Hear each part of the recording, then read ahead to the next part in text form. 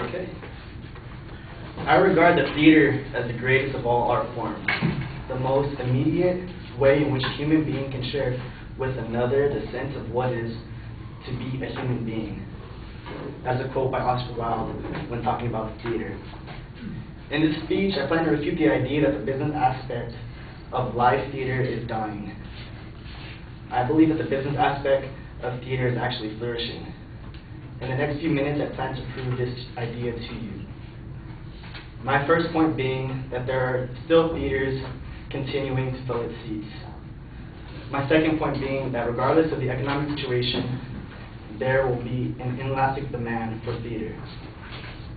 The idea that the business aspect of theater is headed to an inevitable death is completely false in my mind. Theater has been and always will be a business to those who make shows possible for their audiences. It is the fundamental idea of theater to provide entertainment to those in attendance. That idea is still being practiced today. One place where we can still see that in action is Broadway. Broadway in New York City is often referred to as the epicenter of live theater. Broadway theater is usually considered to represent the highest level of commercial theater in the English-speaking world. On Broadway in New York City, there are currently 39 theaters still in existence today. In the findings of a report by the Broadway League on the economic impact of Broadway on New York City, it is proven that the business of theater is still booming.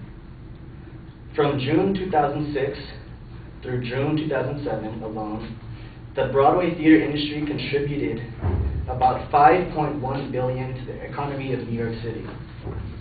This amount consisted of impact derived from the direct expenditures plus the subsequent rounds of spending in three basic categories. $3.09 billion of impact obtained from spending by tourists who came to the city specifically for Broadway, $1.98 billion from spending to produce and run shows, and another $26 million resulting from expenses incurred to maintain and renovate theaters. That's according to the Broadway League. Moreover, 44,000 full-time jobs depend upon Broadway during this year.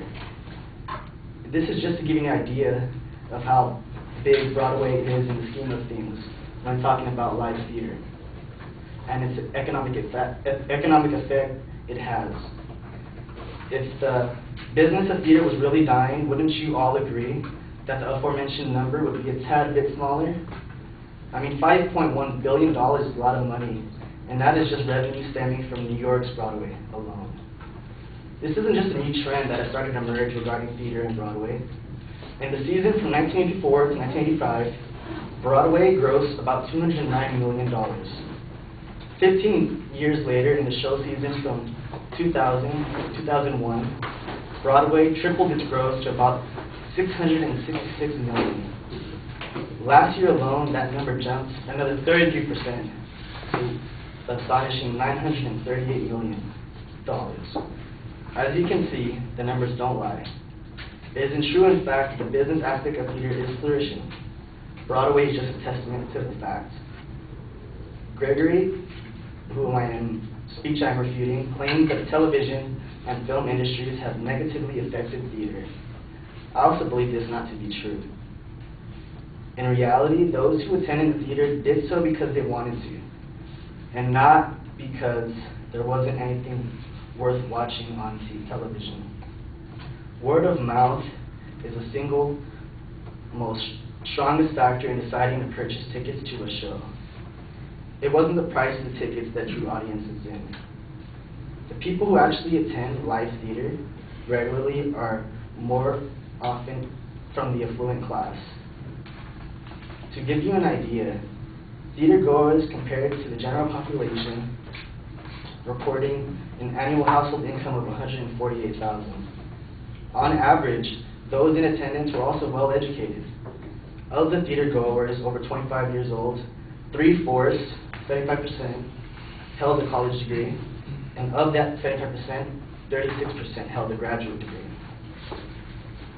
There has been and always will be a demand for theater. And when there is a demand, there are those who are going to capitalize upon it. So in conclusion, the business of theater is very much alive and kicking. The numbers don't lie. Thank you.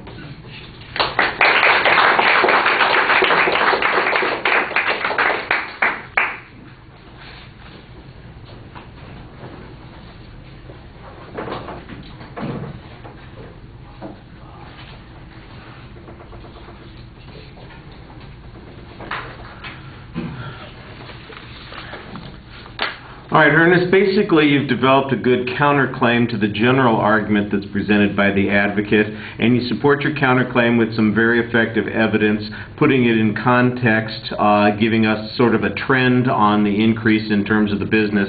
You are dependent upon the one example as the illustration to generalize from, and you make a good argument about why this is the appropriate example, Broadway, as the standard of measuring those kinds of things. The only problem is in the context of some of the claims being made by the advocate, it's not always sure that this is going to be applicable. I don't remember all of the advocate's claims specifically, but if, for instance, there were theater closures or there were fewer productions being offered in other places, the Broadway data might be atypical and unrepresentative. There's just not much analysis of the advocate's claims in your argument, just the one counterclaim that you developed. I thought you did a really good job on that counterclaim, though, and you had excellent evidence on it. All right, thank you.